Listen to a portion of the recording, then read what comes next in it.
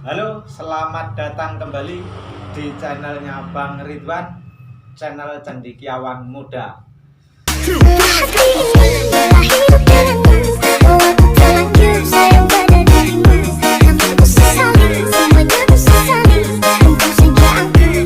Kita akan bertemu dengan salah satu sarjana ya, sarjana pendidikan agama Islam. Kita akan datangkan beliau.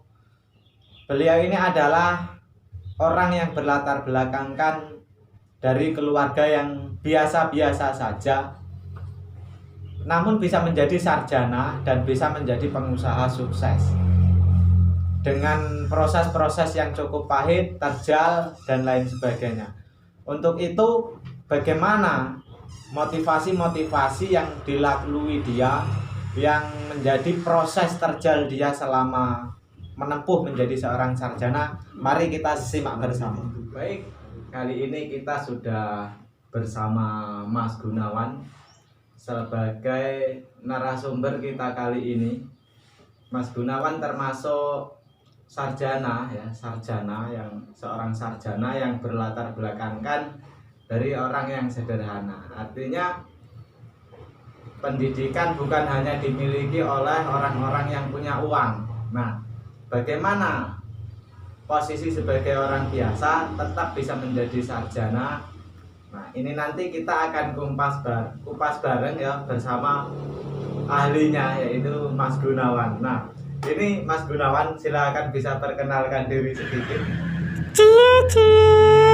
Nama saya Gunawan, asal dari Sumatera. Gitu. Sehari-hari pekerjaan ngarit. Ngarit ya Mas Gun? Iya, ngarit saya.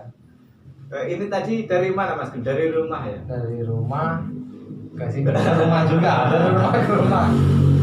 Punya rumah sudah? Iya, iya, rumah kontrakan. Rumah kontrakan biasa.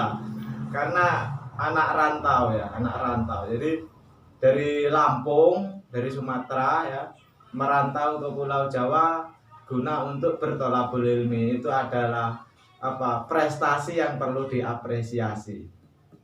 Untuk Mas Gun sendiri ya, ini saya mendengar Mas Gunawan. Iya.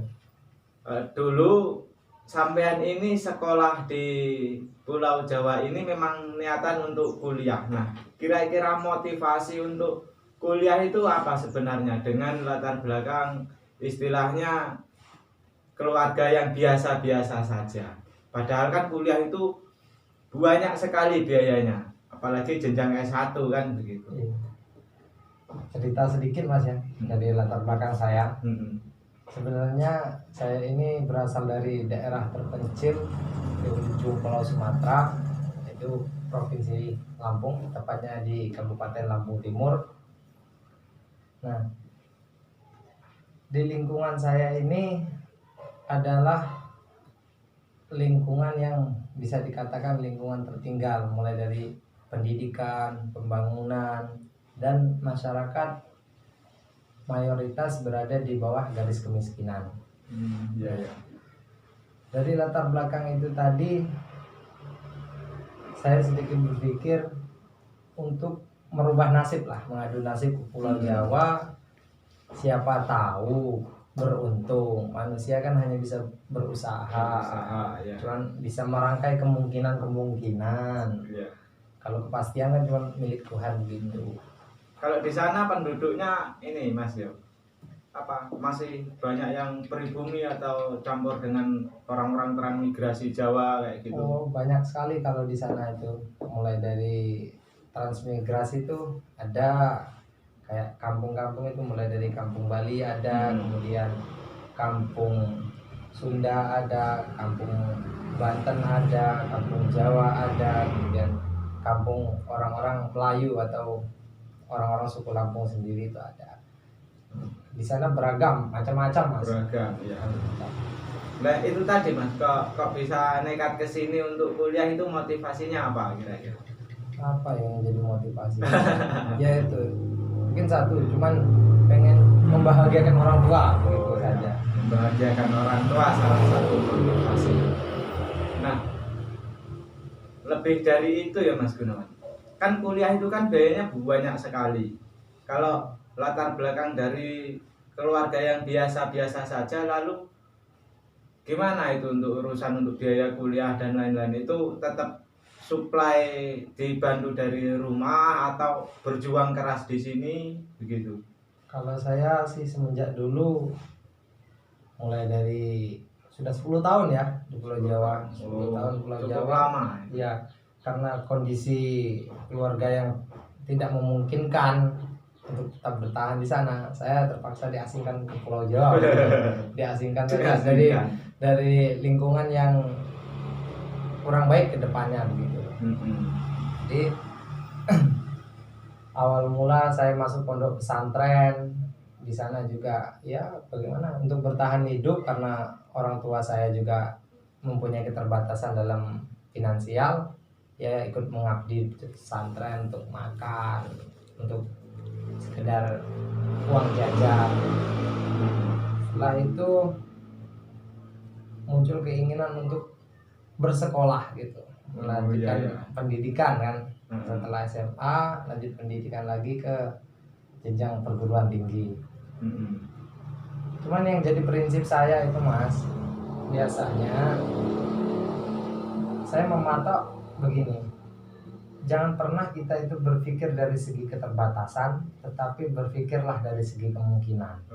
Karena begitu, karena ketika kita berpikir tentang keterbatasan, maka kita secara tidak langsung membatasi diri kita sendiri. Karena ekonomi yang gak kuat, akhirnya masa sih wong kere iso sekolah, masa sih wong desa iso ampun awur cacah jasa anak-anaknya wong sugih, kan minder kita karena membatasi diri kita sendiri. Saya selalu berpikir tentang kemungkinan-kemungkinan yang ada.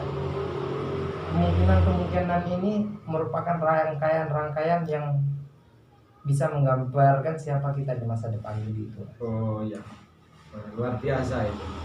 Namun gini Mas Gunawan, nah biasanya itu kan mahasiswa kuliah kan tinggal kuliah ya. Iya. Mereka biaya itu ya dibantu dari orang tua sembari mereka bekerja, atau bahkan ada yang memang biayanya itu semua ditanggung orang tua. Nah sedangkan sampean ini kan istilahnya mandiri di sini. Kalau nggak kerja ya nggak makan, karena nggak ada nggak makan, nggak supply bisa dana sekolah dari rumah. Nah nggak bisa sekolah juga. Nah nyatanya sampai sekarang Mas Gunawan bisa jadi seorang sarjana. Nah kira-kira selama menempuh perkuliahan S1 ini, biaya-biaya yang sampean gunakan itu kan otomatis banyak ya. Nah pengalaman kerja yang paling pahit sampean lakukan itu pernah kayak apa Mas? Paling pahit itu ketika saya semester 4 kira-kira ya, semester 4 itu terpaksa harus meninggalkan bangku sekolah, jadi harus cari uang dulu, merantau lah. Kalau di sini kan ke Tulungagung kan, kemudian saya merantau ke Malang lah begitu, meninggalkan sekolah selama 3-4 bulanan lah begitu. 4 bulanan ya. Bekerja sebagai bahasa Jawanya ini tukang kedut telek. Jadi hari itu yang paling menjengkelkan, kita itu kan bersih-bersih kandang ayam itu, di bawah kandang ayam itu lah. Ayam ini kita bersihkan kotorannya agar dia sehat, kemudian agar dia bersih, agar dia tetap bisa panen maksimal lah. Kita dikotori tai ayam itu dari atas gitu, jatuh ke kepala itu pahit sekali, pahit banget. Berarti tai ayam itu bisa langsung jatuh di kepala. Jatuh ke kepala. Jadi seolah-olah kepala yang biasanya disombongkan oleh manusia, dijatuhi oleh tai ayam. Begitu rendahnya kepala manusia ini sebenarnya. Jadi itu salah satu pengalaman kerja sebagai bentuk perjuangan cari biaya untuk kuliah ya Mas. Oh ya Mas, selain apa ya, pengalaman kerja di kandang ayam itu, bersih-bersih kotoran ayam itu selama 4 bulan ya meninggalkan kuliah. Nah itu urusan kuliah sampean sendiri apa enggak terjadi ini Mas? Apa keruwetan dengan dosen akhirnya sampean dimarah dan lain-lain. Nah itu kan jelas itu Mas. Terjadi keruwetan sampai ada yang namanya UAS itu kan, Ya. ujian akhir sekolah itu. Nah di situ Pak dosennya telepon, ada beberapa 3 sampai 4 dosen itu kita, jadi ulangan sebelum ini daring, sebelum corona ini kita sudah daring duluan kan Iya. gitu. Ditelepon, kita lagi di kandang ayam, jadi sambil megang ayam itu kita ngurusi ayam ya sambil ujian, dites, wawancara dan lain sebagainya. Nah di situ sangat bagaimana ya, pengalaman yang mendalam bagi saya. Memang orang-orang yang bisa sekolah dengan dibiayai orang tua itu memang mereka beruntung. Iya. Tapi kita juga beruntung dengan segala keterbatasan, kita diberikan bahu yang kuat, tulang yang kuat sehingga kita mampu tetap bertahan begitu. Sama-sama beruntung kita ini. Iya, Mas sebenarnya. Oh ya Mas Gunawan. Jadi kan apa ya? Ternyata istilahnya selama ada kemauan, ada keinginan itu pasti tetap bisa lah ya kalau yang namanya kuliah itu. Jadi tidak membatasi proses kita. Apa keterbatasan tidak membatasi apa proses kita lah ya, gitu. Nah, terlepas dari ini apa bekerja sebagai pembersih kandang ayam ini, katanya ya Mas Gun, kata teman-teman itu rumah sampean itu jauh dengan kampus. Nah, Iya. dari kampus ini sampean jalan atau naik sepeda atau naik motor? Karena saya melihat foto-foto sampean itu ada dokumentasi motor-motor yang sangat klasik. Nah itu motor harga berapa itu Kak, kayak motornya orang ngarit gitu loh. Nah ini gimana kesannya? Coba bisa dijelaskan, yang ini bisa menjadi inspirasi untuk kalangan teman-teman mahasiswa gitu. Biar tidak apa stagnan dengan gengsi harus mewah atau bagaimana, agar tidak seperti itu. Ya namanya kita kan sekolah kan ya. Nah, Yang pertama kita cari ilmu. Jadi kita harus lapang dada kan gitu kan. Ya, Kalau lapang dada, sabar, kemudian kita harus tetap berjuang kan dalam segala situasi dan kondisi. Ya mau bagaimana lagi? Motor itu ada motor yang kayak motor ngarit itu kan. motor L2 Super kalau nggak salah. Iya. Itu dulu dibeli dengan harga 800.000. 800.000. Jadi motor harganya 800.000. Iya, kayak beda hotel ya. Mahal sepeda, Mas. Mahal. Sepeda Honda itu bisa sampai 1,5 juta. Ya ini motor harganya 800.000. Ya Iya. bisa dibayangkan betapa jeleknya. Jadi yang penting bisa sekolah aja Oh, gitu. gitu ya. Andai kata nggak punya ya udah kita naik bis aja. Kalau nggak punya ya udah kita jalan kaki aja gitu. Jadi semaksimal mungkin kita potensi kita olah terus ya supaya lebih baik ke depannya lah. Iya. Kok bisa setangguh itu ini apa? Apakah sampai enggak malu pakai motor jelek kayak gitu? Harga 800.000. Kalau berbicara malu Mas ya. Malu itu kan buat orang-orang yang tidak tepat gitu. Tidak tepat dalam artian mengambil tindakan. Contoh begini Mas ya. Iya. Orang malu itu ketika andai kata kita pacaran kan, kita Iya. kenal muda. Nah, jadi kita itu belum kerja, sudah merokok, minta duit orang tua. Nah, itu menurut saya pribadi Iya. itu yang memalukan. Tapi ketika kita naik sepeda dengan seadanya, pakaian dengan sederhana, atau kita apapun yang kita lakukan itu tidak merugikan orang lain dan bisa tetap berbuat baik, maka ya kenapa harus malu kan gitu. Malu kalau ketika sekolah, kita sudah sekolahkan orang tua, dibiayai orang tua kita, kerja keras, keringat, air mata, utang sana sini andai kata untuk menyekolahkan kita, tetapi yang sekolah itu sendiri nggak sadar kalau dia sebenarnya membebani orang tuanya. Bahkan kadang kuliahnya nggak serius. Apalagi generasi hari ini banyak cuman main game, kemudian happy rekreasi, pacaran. Kalau bahasa Jawanya gini Mas, jadi pengalaman saya ini gini, saya melihat anak-anak mahasiswa, anak-anak mahasiswa atau teman-teman mahasiswa ya. Iya. Ini agak keceplosan dikit anak-anak. Saya nganggap anak-anak karena pola pikirnya seperti anak-anak. Iya. Mahasiswa hari ini pola pikirnya seperti anak-anak. Mereka itu makan di kafe-kafe begitu ya. Iya. Padahal cara bahasa Jawa nih, mae sih ngangen jangan wingi sih. Oh. Jadi Jangan belendra. jangan belendra. Jadi untuk apalah kita bergaya, tetapi kita nggak bisa kayak orang yang gimana ya, bergaya nggak sesuai dompetnya gitulah, nggak Iya, sesuai iya. kantongnya, memaksakan kehendak orang tua kita di rumah susah payah cari uang buat kita sekolah, kita di sini malah senang-senang, hiburan, happy. Jangan Betul. salah, gelar sarjana itu katanya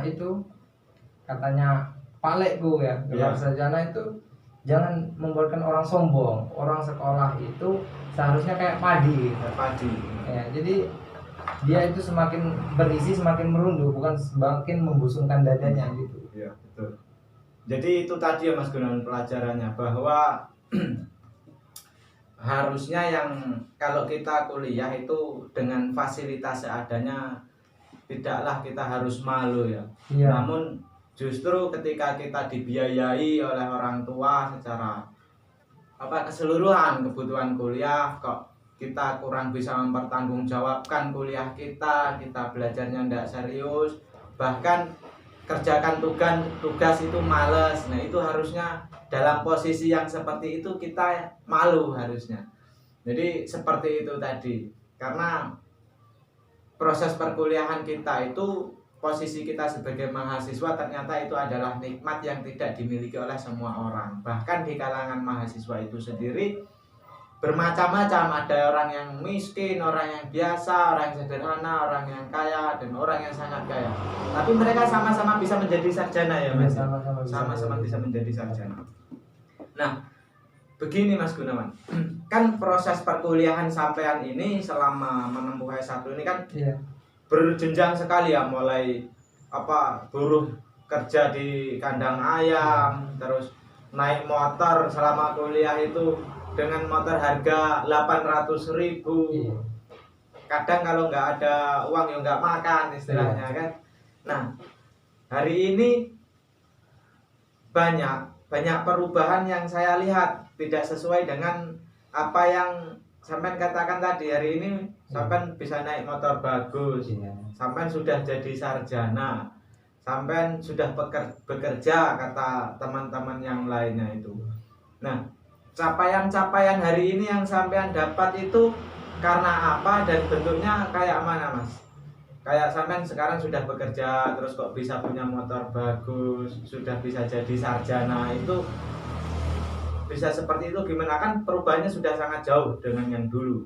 Kalau saya sih yang paling utama itu karena semua terjadi karena faktor keberuntungan. Faktor keberuntungan dalam artian karena doa kedua orang tua. Oh iya. Andai kata kalau saya hanya mengandalkan doa saya pribadi, ya nggak mungkin lah Tuhan mengijabahi doa saya. Apalah daya saya orang yang nggak jelas begini. Nah, cuman proses itu tadi banyak keajaiban yang ditemui ketika proses perjalanan menempuh jenjang pendidikan itu tadi. Jadi ya yang pertama itu doa orang tua yang menurut saya sangat kuat, yang bahkan nggak mampu dirasio oleh manusia itu.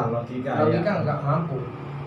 Nah kemudian yang kedua mungkin ya sedikit usaha apa ya, usaha ya sebisa mungkin kita paham apa yang bisa kita lakukan, kemudian paham apa yang mungkin bisa kita lakukan, kemudian paham yang mungkin saja bisa kita harapkan. Ya, betul. Apa yang bisa kita lakukan, ya lakukanlah. Ya bisanya ngaret, ya ngaret, bisanya kerja apa gitu. Yang penting kan halal gitu kan.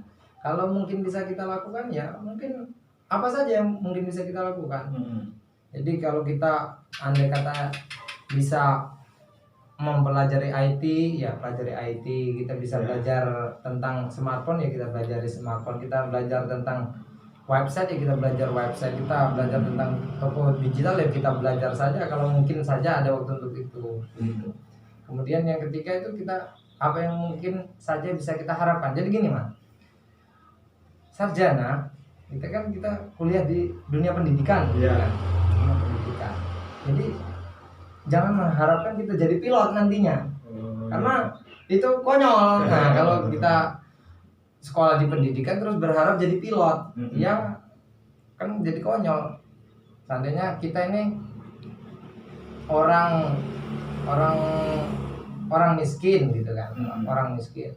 Terus kita berharap nantinya orang miskin ini tadi membuat orang miskin ini tadi jadi lebih apa ya? Lebih telo lah ya. Lebih telo. Lebih telo. Ngarani telo itu tadi ya rodo bolen biye ngono. Oh, makna telo itu gimana, Mas? Ya. Kalau orang miskin berarti kita harus sadar gitu. Sadar kalau kita ini miskin, jadi kita mengharapkan yang realistis saja. Orang miskin terus menghayalnya keduren nanti jeblok gitu Mas. Jadi, kayak benang itu layangan itu kalau benangnya sudah pol ya sudah, jangan diulur terus putus dia. Putus ya, akhirnya jadi orang gila itu tadi. Ya. Jadi yang realistis saja. Gitu. Berarti setidaknya kalau ada suatu cita-cita ini didasari dengan proses atau tindakan yang relevan ya Mas ya. Kalau memang pengen jadi lulusan perguruan tinggi dan cita-citanya jadi dosen, berarti juga tingkat keilmuannya harus dipupuk betul. Kalau pekerjaannya tidur terus cita-citanya jadi dosen, nah itu kan konyol ya, telo konyol namanya. Melakukan sesuatu yang konyol. Oh ya ini Mas Gun, ada satu lagi informasi yang saya dapat dari teman-teman sampean ini.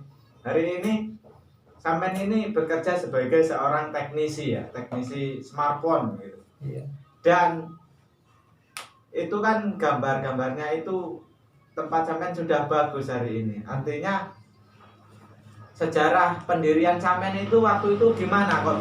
Kan jurusannya pendidikan agama Islam. Nah, hari ini pekerjaan sampingannya adalah menjadi teknisi smartphone. Nah, ini kan udah nyambung. Kisah awalnya terus bagaimana terus sampai hari ini bisa menjadi apa ya, ladang untuk sampean dalam mencari nafkah, bahkan untuk kebutuhan kuliah dan lain-lain semuanya. Iya. Nah, proses perjalanannya ya nggak terasa gimana Mas ya. Kita kayak alir aja, ngalir berjuang ya berjuang. Waktunya tidur ya tidur gitu. Waktunya belajar ya belajar gitu. Jadi sesuai. Kalau kita waktunya tidur ya silakan tidur, waktunya belajar silakan belajar. Pertama mendirikan itu, Mas. Kira-kira mendirikannya ada proses yang cukup apa ya? Miris enggak atau cukup terjal awal didirikannya konter sampean itu? Tentu pasti Mas ya. Kita tidur itu pakai itu banner bekas kayak spanduk itu kita gelar di situ buat kita tidur. Terus ya pertama buka usaha itu cuma modal 700.000 hasil dari kerja itu tadi, hasil dari kerja punya uang 700.000. Akhirnya ya sudah, mau ngapain lagi kalau nggak kerja, karena kalau kita nggak sekolah malah kita ya jadi nggak jelas hidupnya kalau kita nggak berpegang teguh kan sama apa yang kita cita-citakan. Jadi dengan modal 700.000 hasil sisa kerja tadi itulah modal awal untuk berbisnis teknisi HP ya. Iya. Sampai hari ini sudah berkembang lebih baik lagi. Kalau saya pribadi Mas ya, doanya sama Tuhan ya cuman dikit aja. Ya Tuhan, cukupin makan, cukupin buat sekolah aja udah gitu. Dikit tapi yang diminta banyak itu. Dikit tapi diminta banyak ya. Oh ya Mas, gini, kan berbicara tentang sarjana ya. Tahun ini kan sampean telah diwisuda sebagai seorang sarjana. Iya. Apa yang sudah sampean rasakan ketika diwisuda menjadi seorang sarjana? Apakah mungkin kan ada wahana yang sampean rasakan sendiri terkait dengan itu? Ketika jadi sarjana, ya gimana Mas ya? Biasa-biasa aja gitu. Jadi berbeda ya sama teman-teman yang lain. Mungkin pada umumnya bangga dengan gelar sarjananya, kemudian bangga terhadap pencapaiannya. Ya itu boleh-boleh saja, sah-sah saja. Tapi kalau saya cenderung ya gimana ya, karena latar belakang yang berbeda mungkin ya.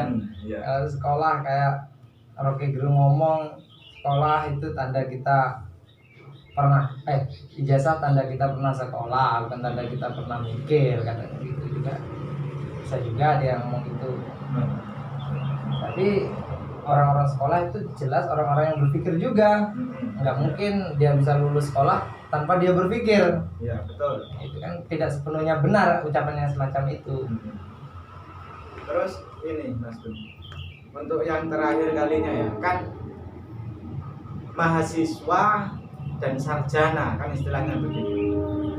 Mahasiswa itu sendiri kan macam-macam sekali jenisnya. Ada yang istilahnya ada yang serius, ada yang enggak serius, ada yang kuliah itu ibarat hanya sebatas kesibukan belaka.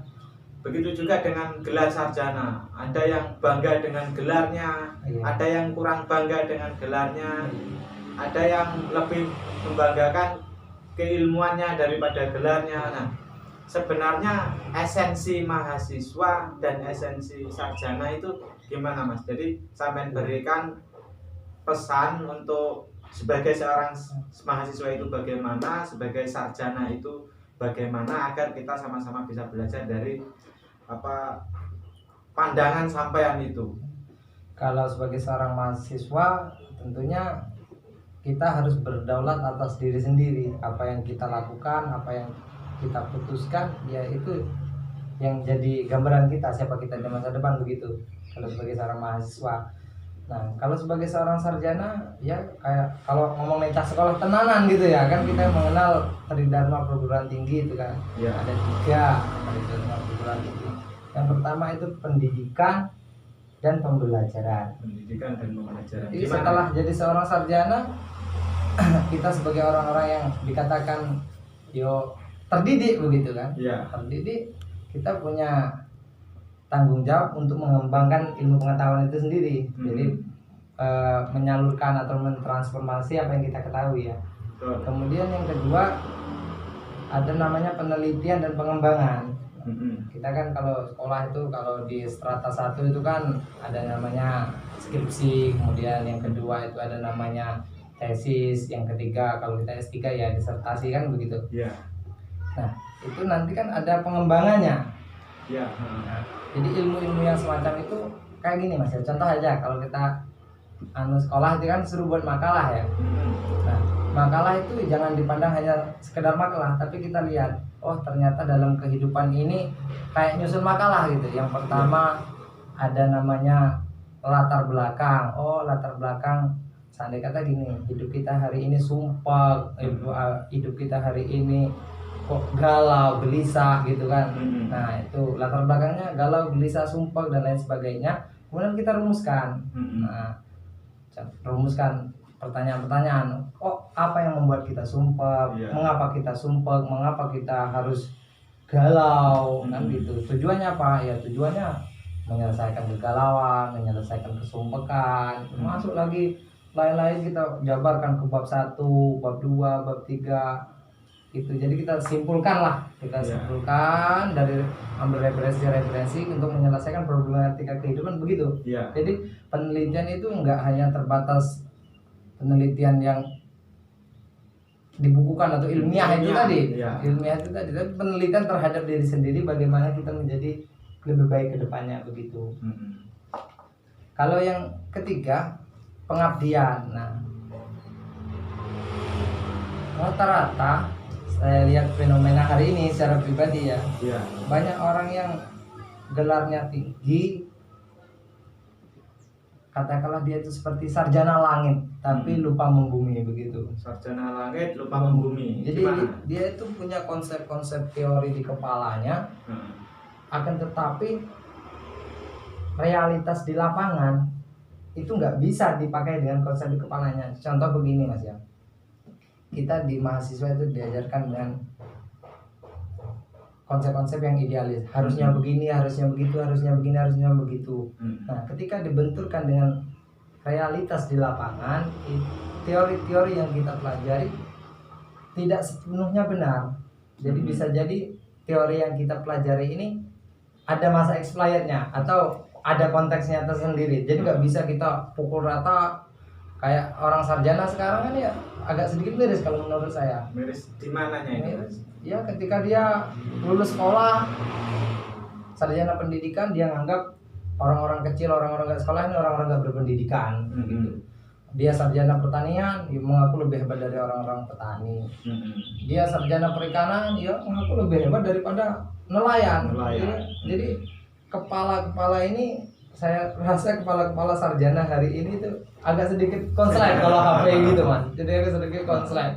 Jadi harus kita tembak gitu kepalanya biar gak konslet. Ditembak dengan ilmu yang lebih relevan lagi agar ini ya.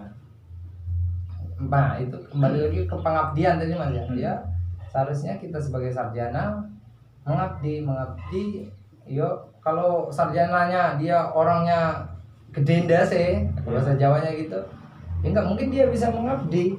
Karena pengabdian itu ada banyak hal yang harus syarat-syaratnya untuk mengabdi kan ya. Kesantunan, karakteristik yang tepat, terus sikap yang baik. Nah itu semua kan faktor atau syarat-syarat yang mendukung kita untuk melakukan pengabdian. Kalau kita sendiri menyombongkan diri, bagaimana kita bisa mengabdi kan gitu kan? Lucu jadinya. Betul. Itu mungkin Pak. Seperti itu ya. Jadi itu tadi untuk teman-teman mahasiswa maupun sarjana ya. Jadi seorang mahasiswa ataupun seorang sarjana itu adalah orang yang mengemban ilmu pengetahuan. Jadi eloknya mahasiswa ataupun sarjana lebih mengerti, lebih mengenali siapa dirinya sendiri, apa perannya, apa fungsinya, dan bentuk tanggung jawab itu diwujudkan dalam sebuah tindakan yang relevan. Artinya bagaimana kita memiliki kebijaksanaan yang itu seimbang dalam ruang ilmu pengetahuan akademisi ataupun dalam ruang sosial berkehidupan, bermasyarakat, berbangsa dan bernegara. Intinya bisa jadi pendidikan itu akan menjadi alat yang bermanfaat untuk dirinya, bermanfaat untuk orang lain, tetapi ketika konteksnya salah dalam menggunakan, maka pendidikan itu kalau tidak digunakan sebaik mungkin bisa menjadi petaka bagi pemiliknya itu sendiri dan juga bisa merugikan orang lain. Pepatah mengatakan pendidikan lebih baik tidak diberikan apabila hanya membuat seseorang itu menjadi lebih sombong ataupun membusungkan dada. Mungkin seperti itu. Sampai jumpa Kembali.